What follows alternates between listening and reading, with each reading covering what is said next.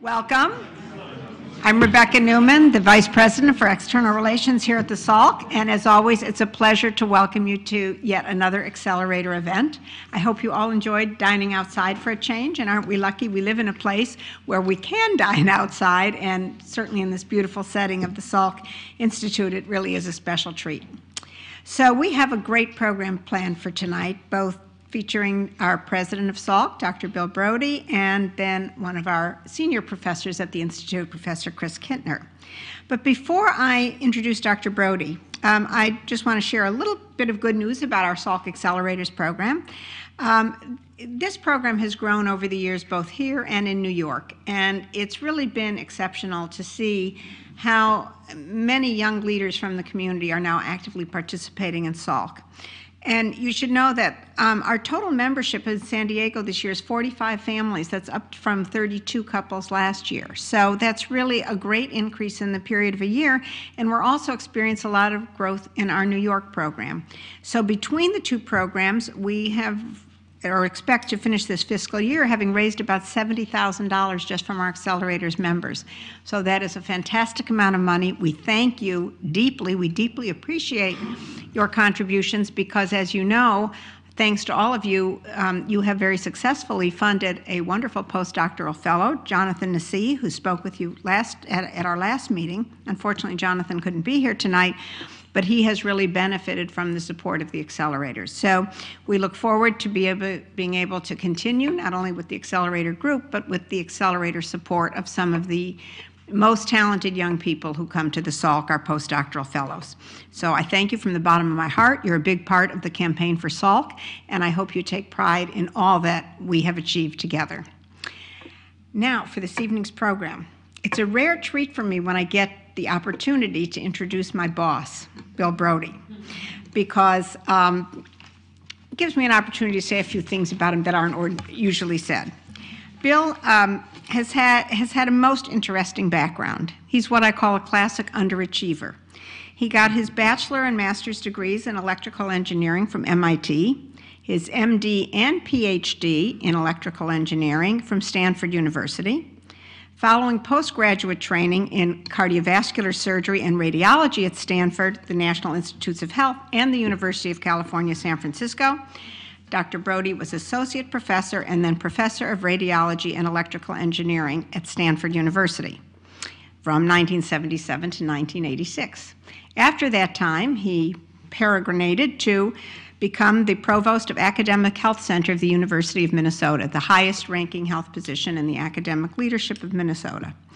After finishing at Minnesota, he then proceeded to become the president of the Johns Hopkins University, a position he held for 12 years until coming to Salk in 2009. And I have to say, I think that of all the gifts that Bill has brought to Salk, and there are many, I think probably the greatest thing he's done for this place is to recognize how important it was to create a strategy for the future of an independent research institute. And he was able to do that because of his vast knowledge not only of the U.S. healthcare reform system and of NIH and of all the things that are percolating on the surface of research, basic science research, healthcare, et cetera, in this country. He's brought all that to sort of help strategize for the Institute and plan a very stable financial future for us and a real great scientific direction for us. And I think that's a great gift that we have gotten. Dr. Brody is a national figure in efforts to encourage innovation and strengthening of the U.S. economy through investments in basic research and education. And in his spare time, this classic underachiever is a classically trained pianist and a pilot. And also, you should all know that his lovely wife, Wendy, is with us tonight, and we thank you for coming, Wendy, and for supporting us so much. And right now, Bill, please, the floor is yours.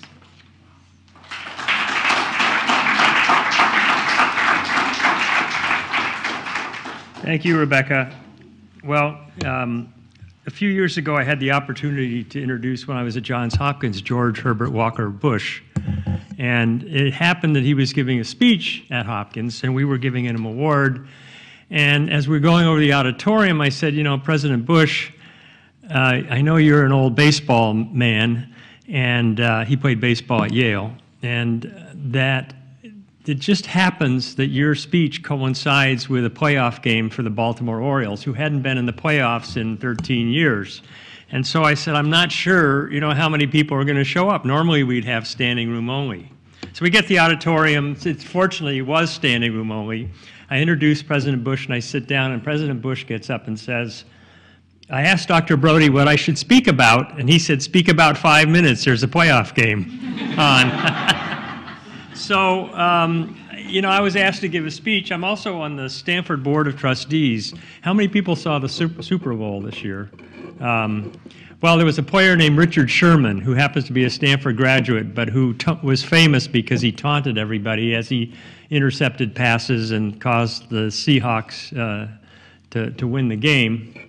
And so I'm on the athletics subcommittee of the board, and we get the football coach came in January just after the Super Bowl, and since Richard Sherman had been at Stanford, we said, Coach Shaw, could you tell us a little bit about Sherman? And he said, well, do you want the long story or the short story? He said, by the way, the short story is about 45 minutes. And it was interesting. It wasn't quite 45 minutes. So I am going to take a diversion from what I usually talk about, 5 minutes. Well, not quite 5 minutes. But not exactly start with basic science, but start with healthcare and weave that back to what we do at Salk and how it impacts us positively and negative. How many people here have concerns about healthcare or how to pay for it? I'm sure nobody does, right? And you probably know that there was this TV interview on, I think, was it Conan O'Brien, who interviewed people on the street in New York and said, how many people like Obamacare? And everybody said, it's terrible. And then he would turn around and say, what do you think of the Affordable Care Act? Oh, it's great. And of course, they're one and the same. So I just wanted to talk about why can't we get health care right? Because we really are not getting health care right in this country.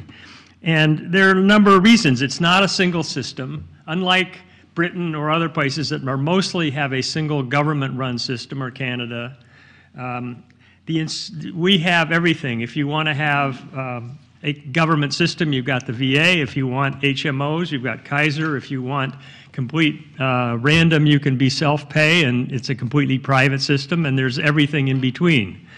And it's a little bit like when we were going to England and contemplating driving on the wrong side of the street. Somebody told me, oh yes, the Parliament just passed a law that in next year they're going to move from the driving on the left side to the right side because they want to entice more tourists to come to the UK. But the truck drivers, of course the lorry drivers as they're called, objected vehemently to this. So they came upon a compromise. The truck drivers will still be allowed to drive on the left, but the automobiles will drive on the right. And if you want a description of the U.S. healthcare system, that's exactly what we have. It is exactly what we have. The incentives are perverse to do more, and they're not there to reduce cost, yet we're all worried about how to pay for it. There are no drivers for really high-performance healthcare system, and then we have our lifestyle that's perversely impacting our health.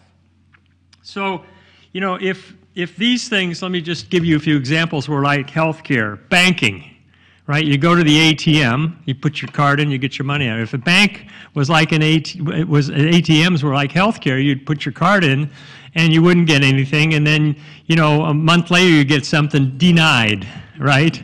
Or we'll pay you some, but you've got to put the rest in, yourself. What about home building? If home building were like healthcare, every home would be built differently. There'd be no standards. There'd be electrical codes, no building codes. It would be a mess. Shopping.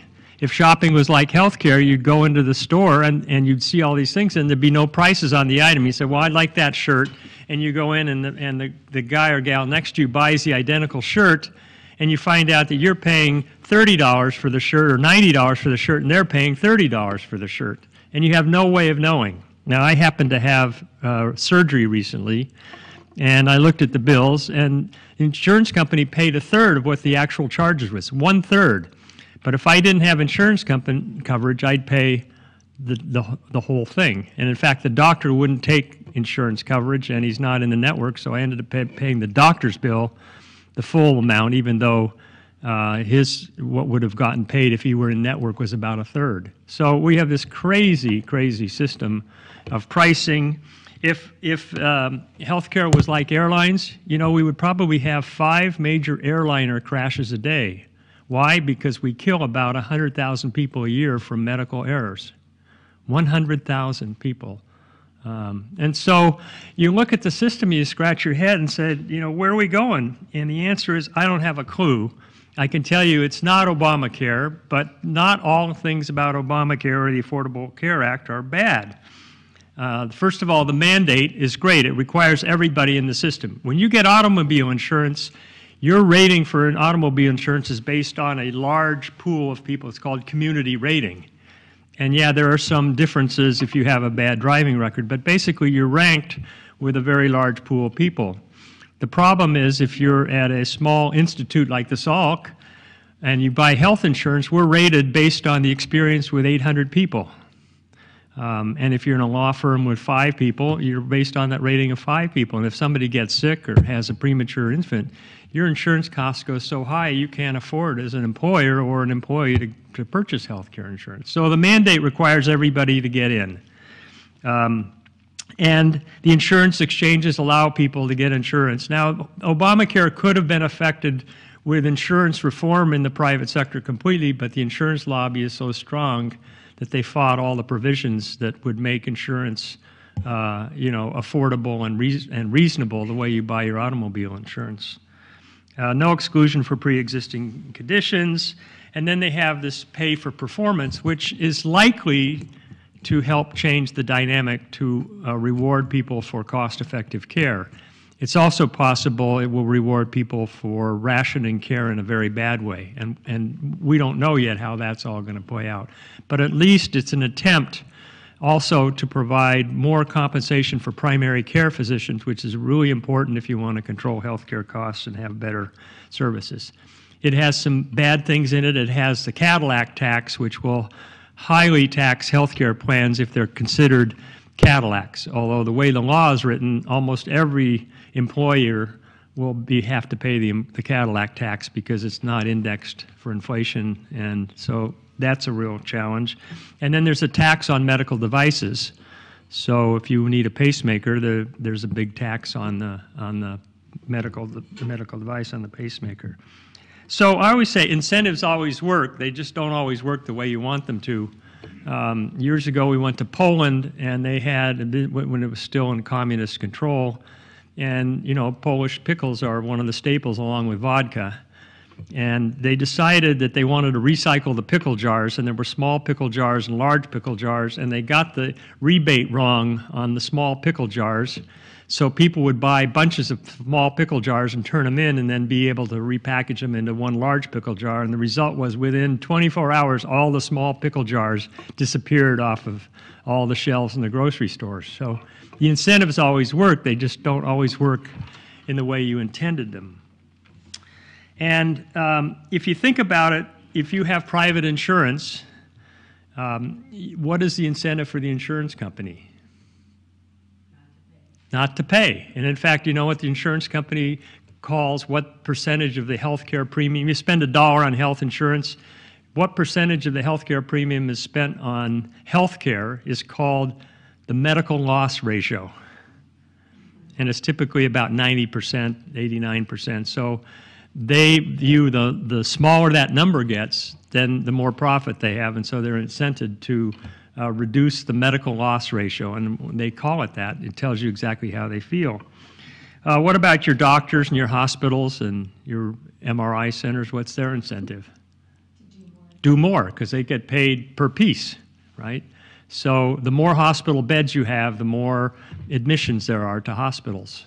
The more neurosurgeons you have, the more neurosurgery is. And I always said, you know, how many psychiatrists does it take per 100,000? And the answer is the number approaches infinity, because the more psychiatrists you have, they have to see more patients in order to keep their income at some targeted level. And so you get more of them, you get more activity. What about the federal government? Now they're both a provider of health care and a payer through Medicare and Medicaid. And their problem is that they could be efficient at how they deal it out. But I once visited Senator Brody when he was in the Congress, and he was in charge of Medicare, and he said the Medicare billing regulations are 3 times the size of the IRS code. How many people have trouble filling out their income tax? I can tell you that at the Johns Hopkins Hospital, there are literally hundreds of people who do nothing but spend their time figuring out how to bill correctly. And if you get 3 Medicare billing experts in the same room together, you'll get 3 different answers on correct billing. So it's subject to political. In fact, Senator Brody told me, he said, I have to decide whether to reimburse for colonoscopy or a barium enema, which is an x-ray procedure that's equally uncomfortable. He says, I hate them both, but I've got to decide which one we approve, which is just crazy. And so what about employers? Either large employers or ones like the Salk. What's our incentive as an employer? What else? Keep costs down, but what else? We want healthy employees. So if you look at it, the big employers particularly are really incented to control healthcare costs but have healthy employees. And Safeway instituted a series of reforms that they got the unions to agree to, and Safeway has had flat healthcare costs since 2005 and improved outcomes. And it's not through rationing, it's through smart purchasing, it's through wellness programs and so forth. So there are ways to do it. But here's the problem. There are what I call the 5 C's of healthcare, and I won't spend much time. Cost, coverage, complexity, consistency, and chronic illness. So we know about cost. Healthcare costs are rising so fast, and in fact, the Medicare budget is the largest growing part of our federal budget. And even if they cut defense, they can't cut defense enough to save us from the growth in the Medicare budget. The growth in the Medicare budget every couple of years equals an Iraq war. It's a huge expenditure.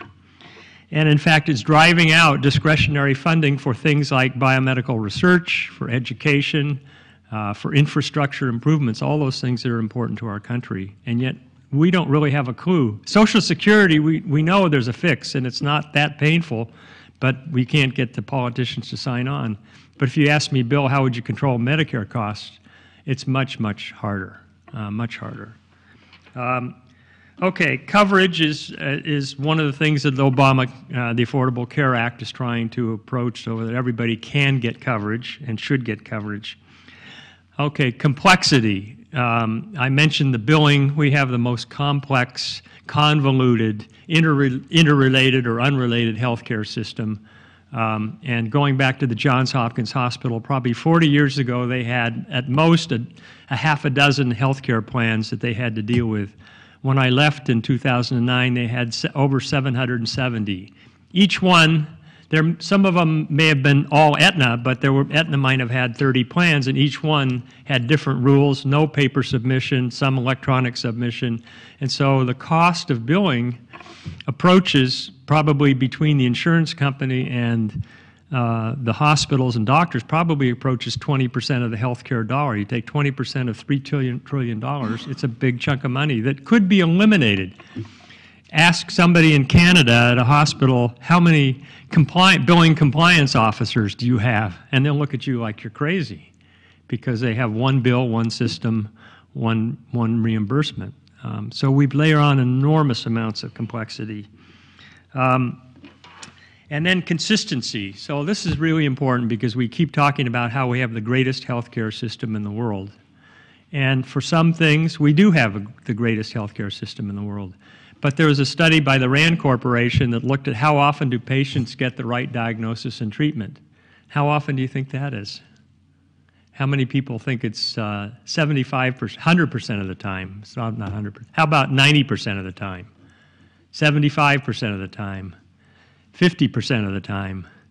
Yeah, so 50% of the time do you get the right diagnosis and treatment. And these are for common conditions where the right diagnosis and treatment isn't in question. And that was surveyed over a number of communities throughout the United States. And oftentimes it's not because the doctor doesn't know, but because things slip through the cracks, because we don't have the right kind of controls that, for example, the aviation industry has put into place to prevent errors and mistakes through checklists, through standardized procedures, so forth. And finally, chronic illness. Now, there are a set of about a dozen chronic illnesses, from arthritis to heart failure to cancer, which is increasingly becoming a chronic illness as we can treat people with cancers and prevent them from dying acutely. They account for a large fraction of the healthcare dollar. In fact, it's estimated that 5 or more chronic conditions account for about 75% of the Medicare spend. So, do you all know what Sutton's Law is? You know who Willie Sutton was? Willie Sutton was a famous bank robber. When they finally arrested him, they said, "Mr. Sutton, why did you rob banks?" And he said, "Because that's where the money is." And it's known as Sutton's Law. And the reason that this is important is because if you're going to control healthcare costs, you somehow have to approach chronic illness. We have, in part through our lifestyle changes over the years, exacerbated the number of chronic illnesses we have, including cancer, type 2 diabetes, hypertension, heart disease, and so forth, some of which is related to lifestyle, not all. And there are probably a dozen of these conditions that could be dramatically reduced just by changing our lifestyle. And I am pleased that finally somebody in Washington, in this case Michelle Obama, has taken this on. Why doesn't the Surgeon General do it? What's the name of the Surgeon General? I haven't a clue. I've offered $20 to somebody who would do it. And I gave one speech and somebody was obviously on their BlackBerry or something and they got the name and I had to shell out $20. But the last Surgeon General was dramatically obese, so probably was not a good spokesperson for wellness. So, you know, what's the recipe for healthcare? And who can lower healthcare costs? Well, get the mirror out, because we are the ones that are most important for controlling our healthcare costs and our wellness. Smoking, alcohol and substance abuse, lack of exercise, weight gain, high blood pressure and high cholesterol are relatively simple things to control. And then we have one other approach to this, which is because even though we do everything right doesn't mean we won't get disease and significant disease, and that's science-based therapy, and that's where a place like the Salk Institute comes into play. You know, many drugs that were developed for cancer are basically non-selectively killing cells that are rapidly dividing in your body, and the results were really terrible. And if you had a 50% 5-year survival, that was considered an acceptable outcome. A few years ago, Novartis developed a drug called Gleevec, which was based on work done many years before at the Salk by Tony Hunter, where he identified a family of enzymes that run amok in cancer. And one of them, which is called the Philadelphia chromosome, which occurs in a certain form of leukemia, Novartis found a drug that would block that chromosomal abnormality. And when they did the clinical trials, they found out that they had a 98% success rate. It was unheard of in cancer therapy.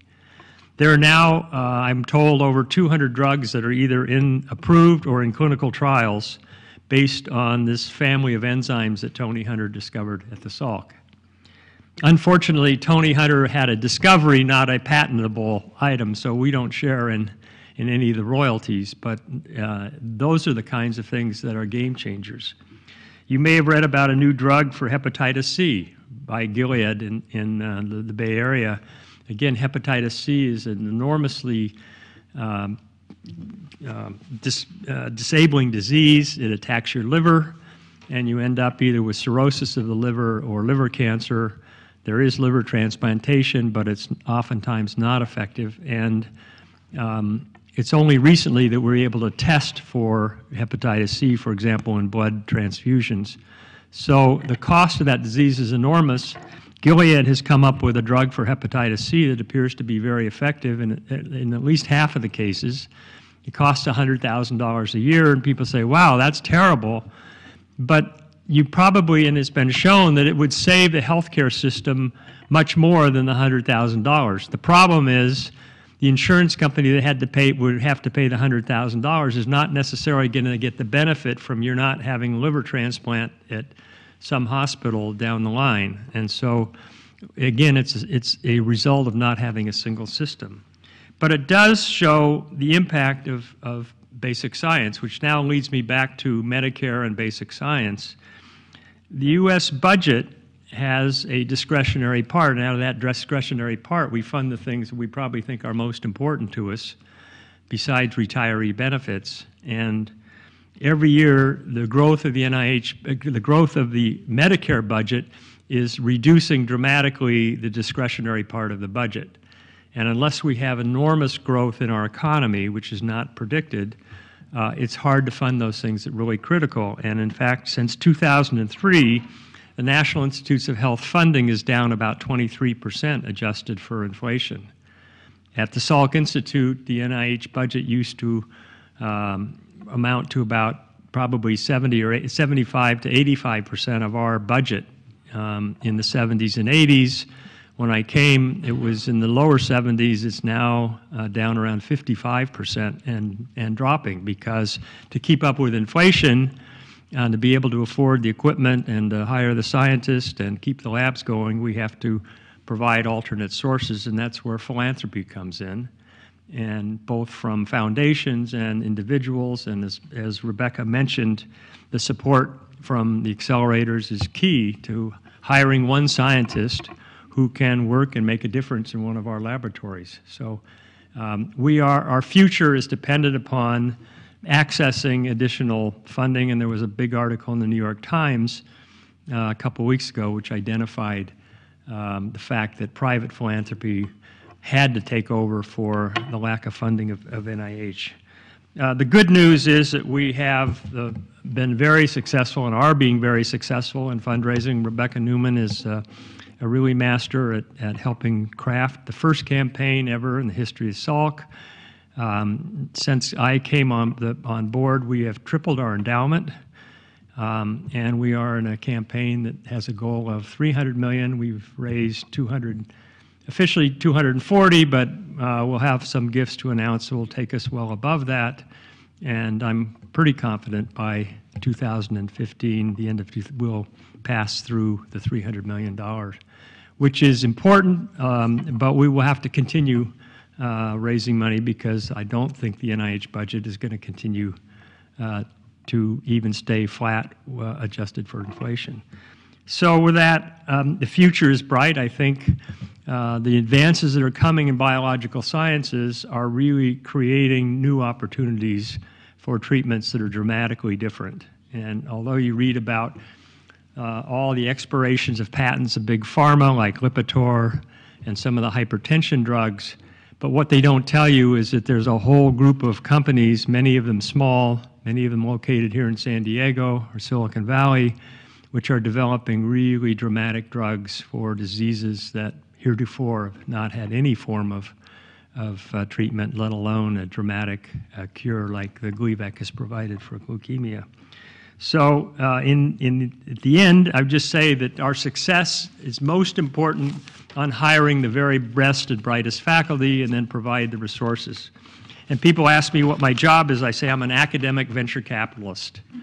I try to get resources and then pick winners. And it's hard, but the Salk has been extremely successful. And tonight we have one of those winners here with us to speak, Chris Kintner. Chris is a professor in molecular neurobiology laboratory, and he holds the Rita and Richard Atkinson Chair. Received his bachelor's degree in biochemistry and PhD in molecular biology from the University of Wisconsin.